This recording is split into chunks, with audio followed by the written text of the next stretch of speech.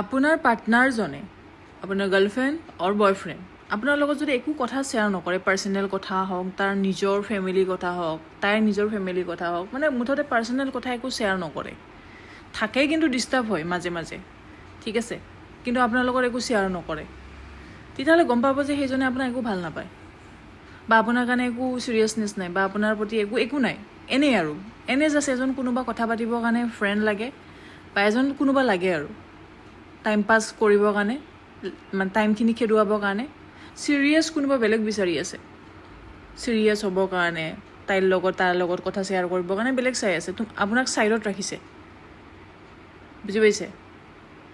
এই কথাটো মনত ৰাখিব একদম। এইটো একদম ক'লোঁ ন, এইটো 100% চিয়'ৰ, মানে যদি আপোনাৰ পাৰ্টনাৰজনে আপোনাৰ লগত একো কথা শ্বেয়াৰ নকৰে, একোটো বাদ দিয়ক, মানুহে গৈ থৈ নিজৰ গাৰ্লফ্ৰেণ্ড নিজৰ বয়ফ্ৰেণ্ড সিহঁত দুটাৰ আগতে চব কথা শ্বেয়াৰ কৰে, যিমান কমকৈ কথা কোৱা মানুহ নহওক কিয়, বুজি পাইছে?